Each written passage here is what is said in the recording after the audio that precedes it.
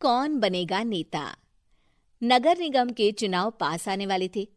पूरे कानपुर शहर में टिकट को लेकर मारामारी शुरू थी, लेकिन सबसे ज्यादा चर्चा में वार्ड नंबर 40 की सीट थी।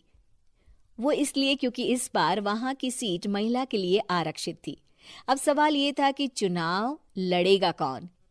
इससे पहले ठाकुर साहब वहां से पार्षद थे और इस बार उन्होंने अपनी पत्नी सीमा ठाकुर को टिकट दिलवाई और ठाकुर साहब की शान के कारण सीमा जी ने 20,000 वोटों से चुनाव जीत लिया। अरे बधाई हो सीमा भाभी, अब तो आप वार्ड की पार्षद बन गई हैं। अब तो हमारे काम आप ही करवाएंगी। अरे ये तो सिर्फ नाम की पार्षद बनी है, वो तो महिला सीट आ गई, वरना पार्षद तो मुझे ही बनना था। अब भले ही चेहरा इसका होगा, लेकिन पावर तो मेरी ही होगी।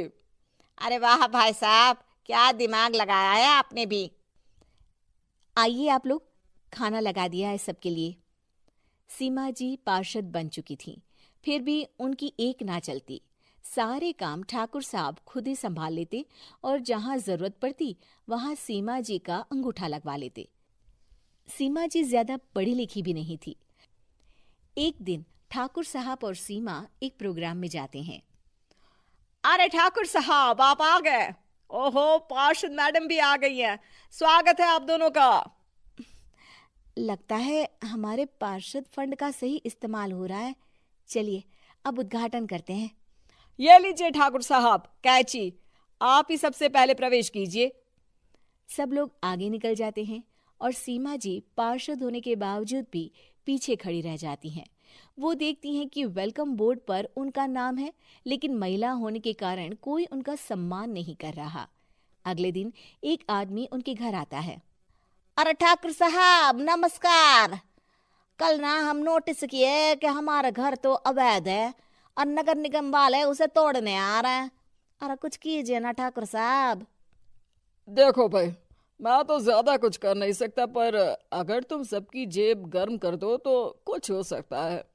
कुल मिलाकर 4 लाख लगेंगे। अरे 4 लाख ठाकुर साहब?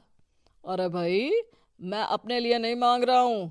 दरोगा है, इंजीनियर बाबू है, बड़े साहब है, सबको देना पड़ता है ना थोड़ा थोड़ा। बोलो है मंजूर? तभी वहां अचानक सीमा जी आ जाती हैं।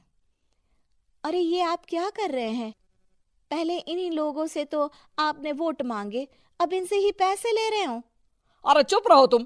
तुम्हारा काम है सिर्फ अंगूठा लगाना, तुम वही किया करो। मुझे दूसरे काम तुम मत सिखाओ, समझी? और तुम ना जाओ, अब पैसे लेकर आओ, वरना जेसीबी किसी भी वक्त आती होगी। सब कुछ ऐसे ही चलते रहता है। एक दिन सीमा जी और ठाकुर साहब को एक लोकल मीटिंग में बुलाया जाता है। वहां पर कई और अधिकारी लोग भी मौजूद रहते हैं। अब मैं चाहूंगा कि ठाकुर साहब हमारे बीच 2 शब्द कहें। मेरे प्यारे भाइयों और बहनों, आज मेरा सौभाग्य है कि मैं आप सबकी सेवा दिन रात कर पा रहा हूँ। आपने मेरी पत्नी को भारी मतों से जिताया है, इसलिए मैं आप सभी का शुक्रगुजार हूँ। मैं आप सबसे वादा करता हूँ कि हमेशा की तरह हमारे वार्ड में किसी को कोई तकलीफ नहीं आने दूंगा। सभी लोग तालियां बजाने लगते हैं। अब मैं माननीय पार्षद मैडम को स्टेज पे बुलाना चाहूंगा। अपने नाम को बुलाया सुनकर सीमा जी एकदम चौंक जाती है। उन्हें बिल्कुल उम्मीद नहीं थी कि इतनी बड़ी जगह उन्हें मंच पर बुलाया जाएगा। जैसे तैसे वो मंच पर चढ़ती हैं। ऊपर जाते ही सीमा जी को सारी पुरानी बातें याद आ जाती हैं कि किस तरह उनके पति उन्हें कभी भी आगे बढ़ने नहीं देते और उनके नाम से गलत काम करते हैं। वो बोलने लगती हैं। मैं आपके वार्ड की पार्षद सीमा हूँ। आप में से बहुत कम लोग ही मुझे जानते होंगे, क्योंकि इससे पहले मुझे कभी ऐसा मौका ही नहीं मिला।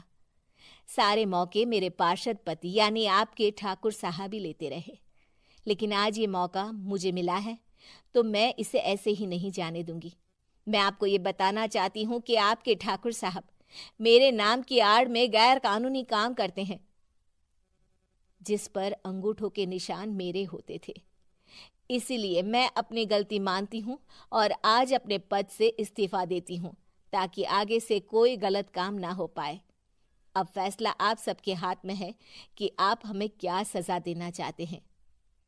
सीमा जी की बातें सुनकर ठाकुर साहब के चेहरे का रंग उड़ जाता है और वो शर्म से मुंह नीचा करके वहां से चले जाते हैं और पद से इस्तीफा देकर ही सही सीमा जी अपने आप में आत्मविश्वास महसूस करती हैं।